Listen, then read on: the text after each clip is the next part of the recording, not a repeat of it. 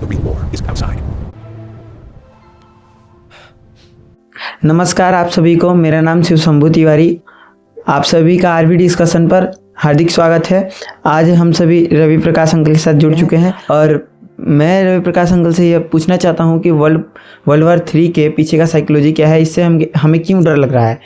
तो अंकल, मुझे लगता है कि जैसे वर्ल्ड वॉर 3 में बहुत सारे देश जुड़ चुके हैं, वैसे इंडिया भी कभी जुड़ेगा 1-2 महीनों के अंदर रसिया के साथ या फिर किसी भी देश के साथ। तो उसमें हमारे ऊपर भी बॉम्बिंग होगी, तो क्या हमारे गांव या फिर शहर के ऊपर भी होगी, जिस हम ख़त्म भी तो हो सकते हैं। तो क्या ऐसा होगा?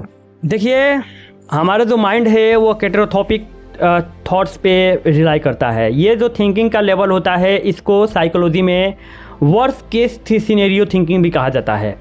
इंसान जो होता है वो हमारा दिमाग एक्सट्रीमली पे वर्क करता है, तो ये बहुत ही ज़्यादा सोचने का काम करता है। यदि आप कहोगे कि कल भूकंप आने वाला है, तो सीधा इंसान यही समझेगा कि हम मर जाएंगे। भाई, भूकंप आने वाला है तो हो सकता है कि उसकी तीव्रता कम भी रहे। That means our mind always work in worst case scenario which is not good for our mental health. हम सभी को इस बात को समझने की ज़रूरत है कि ये जो सोशल मीडिया है, ये वर्स्ट केस सिनेरियो को और बढ़ा करके यहाँ से पैसे कमाने का एक काम कर रहे हैं। आप लोग न्यूज़ देखते हो, आप वर्ल्ड वॉर 3 के बारे में कहाँ से जाने हो? से मतलब ईरान और फ़िलिस्तीन के बीच पहले भी झगड़ा हुआ था, तो अभी कुछ दिन पहले मैंने एक वीडियो में देखा था यूट्यूब पर। यूट्यूब सोशल मीडिया, यही सब तो जगह है जहाँ से हम एक्सपोज होते हैं और चीज़ों के बारे में नॉलेज लेते हैं। जानकारी लेना कोई गलत बात नहीं है। जानकारी, आप मेरा वीडियो भी यूट्यूब पर या फेसबुक पर जहाँ कहीं भी देख रहे हो, सोशल मीडिया के तहत ही देख रहे हैं, तो जानकारी तो हमें लेना चाहिए। बिल्कुल वर्ल्ड के बारे में रूबरू होना चाहिए, लेकिन हमें पहचानना होगा कि कौन सा इन्फॉर्मेशन हमारे लिए ऑथेंटिक है, कौन सा ऑथेंटिक नहीं है। समझना होगा कि कौन सा इन्फॉर्मेशन हमारे अंदर की ज्ञान को जागरूक कर रहा है और कौन सा इन्फॉर्मेशन हमारे अंदर के इंसानियत को, हमारे अंदर की खुशी को ख़त्म करने का काम कर रहा है। आप सभी को इस बात पर भी ध्यान देना होगा कि मीडिया वालों के लिए आपका खुशी जो है वो पैसा है, वो एक प्रोडक्ट है जिसको बेच करके वो टीआरपी कमाने का काम कर रहे हैं। देखिए, हमारे यहाँ बम गिरे या ना गिरे, लेकिन आपके मेंटल पर बम उसी समय गिर गया है जिस समय से आपने इसके बारे में सोचना शुरू कर दिया था। आपको समझना होगा कि जैसे पिछली बार, अच्छा कोरोना के टाइम का बात तुम्हें याद है कि नहीं? हाँ याद है, उसमें घर से बाहर भी नहीं निकल पाते थे लोग। हाँ, वो तो ठीक है, वो सुरक्षा हमारे लिए ज़रूरी था, पर लोग, तुम कितना परेशान थे, घर वाले कितना परेशान थे, तुमने लोगों को कितना परेशान होते हुए देखा था? मेरे घर वाले कुछ ज़्यादा ही हद तक परेशान थे। जैसे अपने आस पड़ोस के लोगों को भी ज़्यादातर टच करने नहीं देते थे कि तुम्हें भी कोरोना हो जाएगा, किसी को कोरोना होगा तो तुम्हें भी हो जाएगा और इससे मृत्यु भी हो सकती है। हाँ, यानी कि बहुत ही ज़्यादा परेशान थे। ध्यान से आपको समझना होगा कि सावधानी और परेशानी, यानी कि डर और सावधानी में बहुत ही ज़्यादा अंतर होता है। डर एक ऐसा इमोशन है जो हमें प्रोटेक्ट करता है किसी भी गलत काम को या फिर किसी चीज़ से बचने के लिए। अगर डर होगा तो ही तो बच्चा आग से बचेगा, आग के पास नहीं जाएगा। डर होगा तो ही तो हम कोरोना वायरस के समय में जो है चीज़ों से, लोगों से दूरियां बनाकर सोशल डिस्टेंस क्रिएट करेंगे। लेकिन क्या हो जब वही डर अधिक मात्रा में हो जाए, उस समय हमारे माइंड का जो थ्रेट डिटेक्शन मोड है वो ऑन हो जाता है। थ्रेट डिटेक्शन मोड को दूसरी भाषा में हम कह सकते हैं फाइट एंड फ्लाइट, जिसमें इंसान को या तो फाइट करना है या तो फ्लाइट करना है। तो ऐसे परिस्थिति में ना ही इंसान फाइट कर सकता है और ना ही फ्लाइट कर सकता है। ये बिल्कुल उसी प्रकार है जिस प्रकार हम 5 नंबर गियर पर गाड़ी करके एक्सीलेटर पूरा तेज कर दिए हैं, लेकिन ब्रेक को मार रखा है, दोनों ब्रेक को दबा रखा है। तो ऐसे परिस्थिति में हमारा गाड़ी भी आगे नहीं बढ़ेगा, इंजन भी हमारा ख़राब हो सकता है और फ्यूल तो हमारा जा ही रहा है। इसलिए हमें जो न्यूज़ पर ये सायरन बार बार बजाए जा रहे हैं, इससे समझना होगा। देखो, मैं ये नहीं कह रहा हूँ कि वर्ल्ड वॉर 3 नहीं हो सकता है, बिल्कुल हो सकता है, लेकिन होगा तो कितना नुकसान होगा ये हम नहीं जानते हैं। लेकिन अगर अभी से हम सोचना शुरू कर दिए हैं तो नुकसान बहुत ही ज़्यादा हो जाएगा।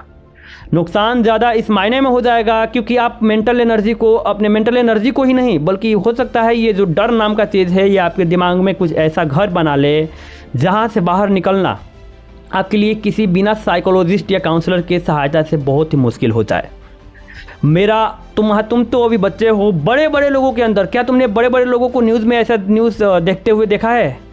हाँ, और मेरे घर के बगल के एक बूढ़े आदमी है, वो भी थोड़ा ज़्यादा ही सोचते हैं इसके बारे में कि हाँ वर्ल्ड वॉर होगा, उसमें बॉम्ब गिरेंगे और लोग मरेंगे। हाँ बिल्कुल, हर जगह होता है। आप भी अपने रिलेट करते होंगे अपने आप से भी और लोगों से भी कि बार बार यही सुनने को मिलता है, क्योंकि जो न्यूज़ वाले हैं 24 घंटा में उनको दिखाना है कोई ऐसा चीज़ जैसे इंसान की नज़रें उस पर टिकी रहें, वो चीज़ों को रिपीट करते हैं। और रिपीटेशन जो है, बार बार एक्सपोजर किसी भी चीज़ से, चाहे वो अच्छी नॉलेज हो चाहे वो बुरी नॉलेज हो, जब बार बार आप एक्सपोज होइएगा ना किसी भी चीज़ से, आपका माइंड ऑटोमेटिकली उस चीज़ को सोचने पर मजबूर हो जाएगा।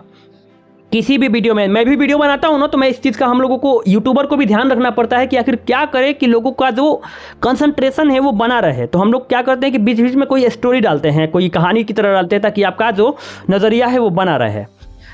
इसी प्रकार वो लोग भी यूज़ करते हैं, लेकिन हम जो है अगर बोले इसको डार्क साइकोलॉजी, तो हम डार्क साइकोलॉजी को इथिकल वे में यूज़ कर रहे हैं। इथिकल वे का मतलब होता है नैतिकता को ध्यान में रखते हुए कि इससे आपका कोई नुकसान ना हो।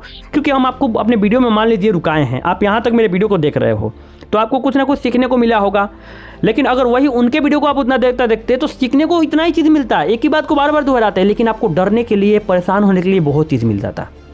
मैं आपसे यही कहना चाहता हूँ कि जो चीज़ें होती हैं ये वर्ल्ड वार 3 या फिर कोई भी चीज़ें होती हैं, ये साइकोलॉजिकल लेवल पे बहुत ही ज़्यादा परेशान करती हैं। आपको समझने की ज़रूरत है कि ये जो है वास्तव में होने की संभावनाएं हैं, पर बहुत ही कम है। उससे पहले कि ये वास्तव में हो, आपके मेंटल हेल्थ को पूरा तरह से प्रभावित करके बर्बाद कर देगा, तबाह कर देगा। इसलिए अब तुम्हें परेशान होने की कोई ज़रूरत नहीं है। मैं तुमसे यही कहूँगा, ऐसा कुछ नहीं होने वाला है। कितना वर्ल्ड वार आया, ऑपरेशन सिंदूर आया, 2 दिन के अंदर में ख़त्म हो गया। हाँ, ऑपरेशन सिंदूर में क्या हुआ? कुछ बड़ा नुकसान हुआ क्या हमारा? कुछ नहीं हुआ।